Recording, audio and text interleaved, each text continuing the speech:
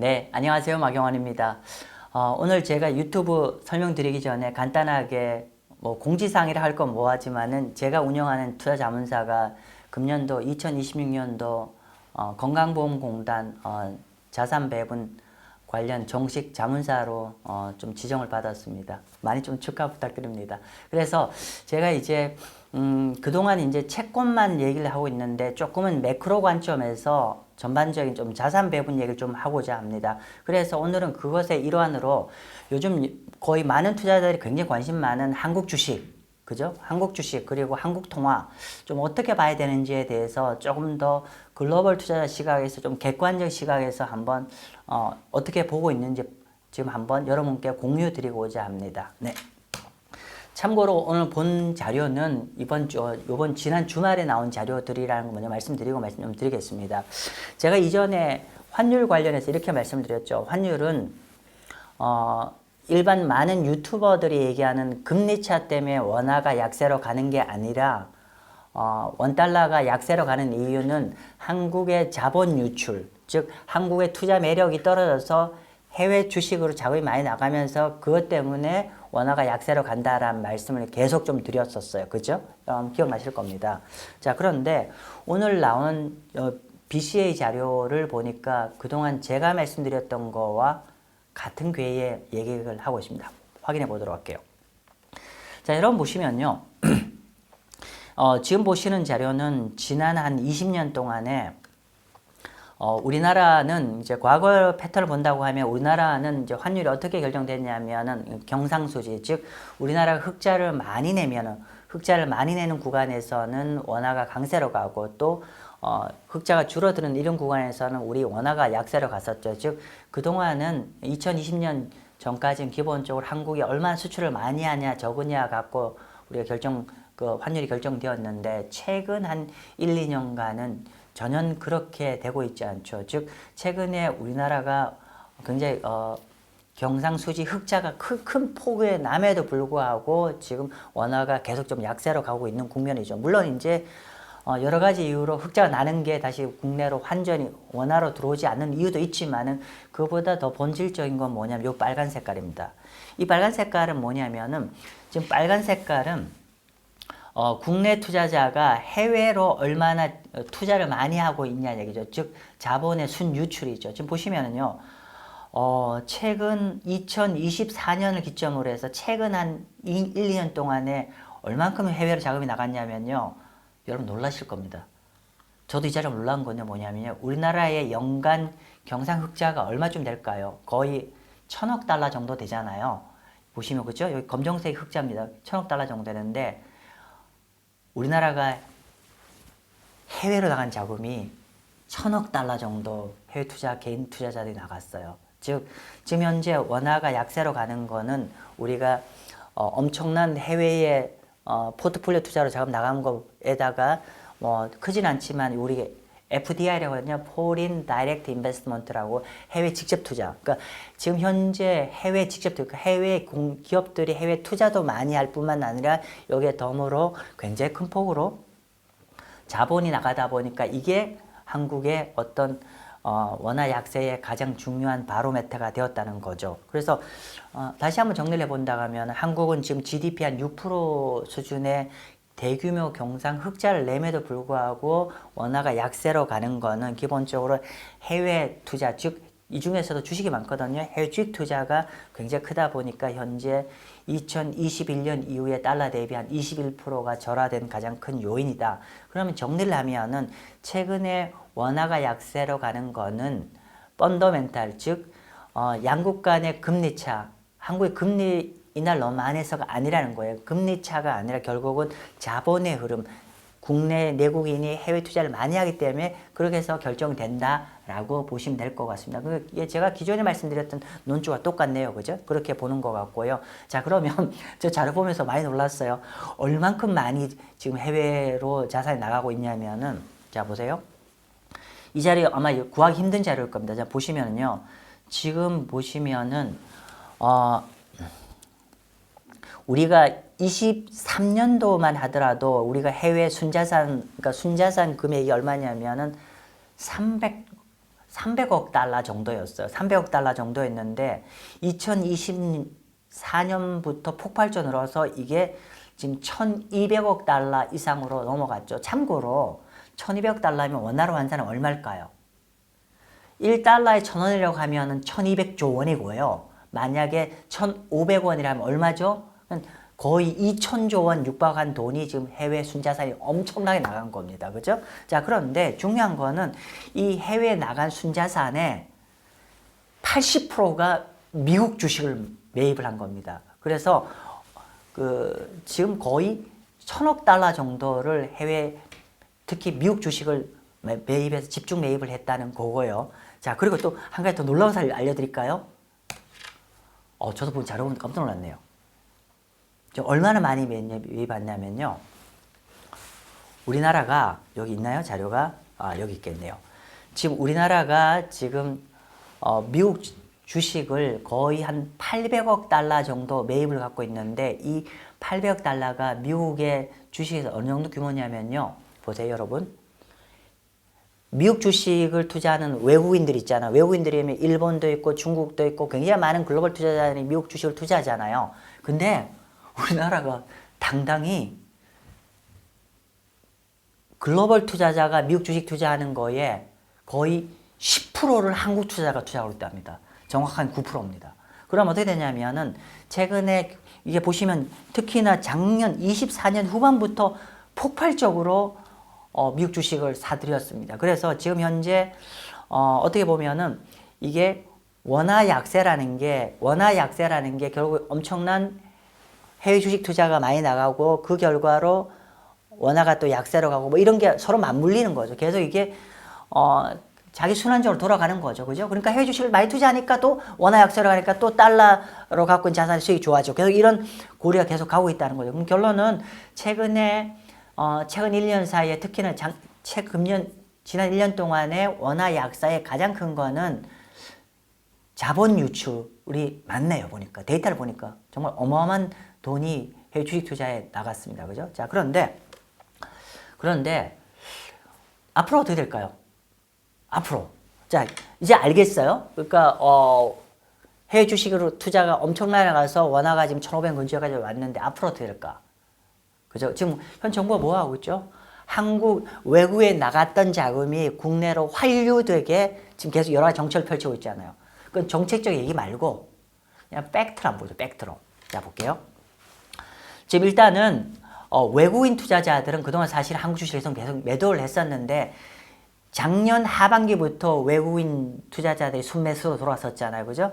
돌아섰고 그리고 뭐 이게 연간을 보니까 이렇게 나오는데 어쨌건 간에 외국인은 한국 주식에 대해서 작년 하반기부터 순매수로 전환을 했고요. 그 다음에 또 하나의 매수 주체가 뭐죠? 기관 투자가 개인들이 있는데 지금 보니까요. 이거 보시면은 기관 투자자들은 완전히 그 순매수 기조로 쭉 가고 있고 개인들은 주가 올라갈 때 계속 매도했잖아요. 그죠? 매도를 하다 보니까 여전히 개인들은 어떻게 보면은 절대적으로는 순매도 상황입니다. 그죠? 그래서 이렇게, 그러니까 순매도를 하고 그러면 작년 한 해를 보면 어떻게 되냐면은 개인들은 국내 주식 올라올 때마다 계속 차익 실현하고 반면 이거 가지고 다시 미국 주식 들어가고 뭐 이런 구도로 갔었던 거죠. 그죠? 정리를 하면은 지금 현재 최근에 뭐 연초 들어서 갑자기 이제 개인들이 한국 주식을 매수하기 시작했는데 큰 그림에서는 한국 주식에 대해서 작년 연말 기준으로 본다고 하면은 외국인 순매수, 기관 투자가 순매수, 개인들 순매도. 그죠? 그런 상황인데 자, 그런데 근데 결론은 개인들 순매수가 계속 이어질 것 같아요.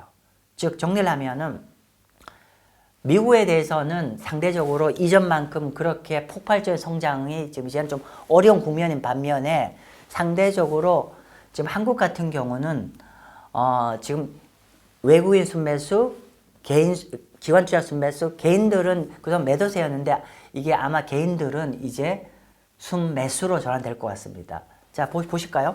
이건 어떤 자료냐면요. 이거 한국 주식으로 비교한 거예요.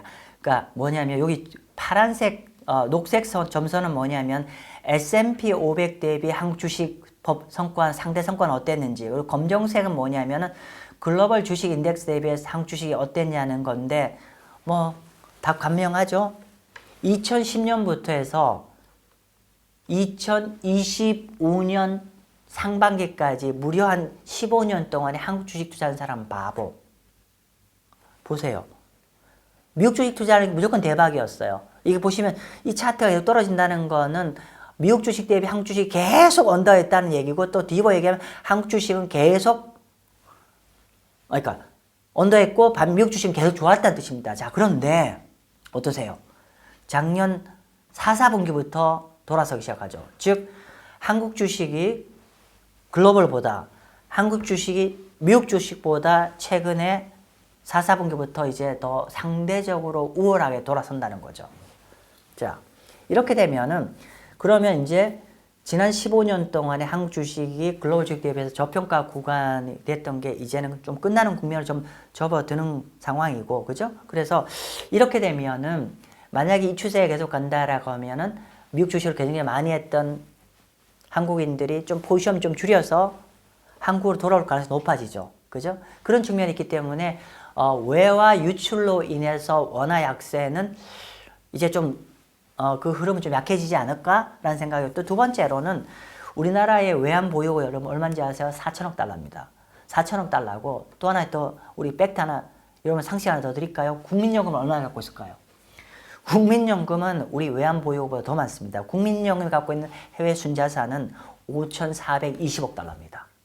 거의 우리나라가 외환 보유고와 국민연금 합치면 1조 달러 정도를 갖고 있어요. 그래서 이거 제가 말씀드린 게 아니라 글로벌 이코노미스트들이 보는 자료인데 한국은 글로벌 통화시장 방어력이 있는 것 같다. 그래서 결론은 지금 1480원 근처였고, 제가 이전에도 제가 유튜브에서 어떤 얘기를 했냐면 1480원에서 요 1480원, 1500 요 구간은 정부가 절대로 물러서지 할 수 있는 구조적인 캡이라고 제가 말씀드렸는데, 여기 BCA도 그렇게 보는 것 같습니다. 그래서 요 정도 레벨이면 요건 많이 넘어간다면 정부가 강력한 수단을 통해서 방어에 나설 것 같다. 그리고 구조적으로 지금 그동안은 한국 개인 투자자들이 한국 주식 매도, 그리고 미국 주식 매수 요구했는데, 지금 아까 요 슬라이드 보는 것처럼 상대적으로 미국은 이미 많이 올랐잖아요. 많이 오른 반면에, 그래서 상대적 업사이드 포텐이 좀 제한된 반면에 한국 같은 경우는 그동안에 어떤 저평가 국면에 해소들이 많이 오르다 보니까 이런 자금도 약간 쉬프트 되면서 환율 부분에 대해서는 너무 크게 우려하지 않아도 될 것 같다는 얘기고요. 자, 그러면 이런 질문이 있겠죠. 우리가 아는 SK 하이닉스와 삼성전자 거의 한 3배 이상 올랐잖아요. 너무 비싼 거 아니야? 라는 질문. 사실 제 주위에서 지금 들어가도 괜찮아? 비싼 거 아니야? 이런 질문이 있어서 오늘 제 마지막 슬라이드는 이 기술주, 글로벌 투자자들이 현재 비싸게 보는 건지 아니면 싸게 보는 건지 어떻게 보는지를 오늘 말씀드리고 이제 마치도록 할게요. 자, 보세요. 자, 보면은 이거는 한국의 요 테크 섹터, 기술주 섹터를 포워드 PER이라는 거는 향후 12달간의 어닝 예측을 가지고 하는 거거든요.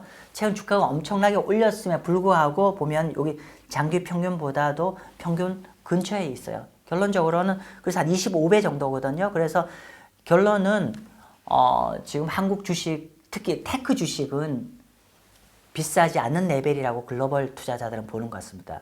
이거 영어로 있어요. At the reasonable level. 적정 밸류에이션 레벨에 와 있다. 그럼 아마 주식하신 분 아시겠지만은 주가가 이렇게 한 1,500 올랐음에 불구하고 이렇게 밸류에이션이 크게 안 올라간 이유는 뭐냐면은 그만큼 최근에 삼성전자, 하이닉스 반도체가 엄청난 어닝이 지금 증가세가 가고 있기 때문에 주가가 비례적으로 가는 거니까 그렇지 않다는 거고요. 한 말씀만 더 드리고 오늘 마치도록 하겠습니다.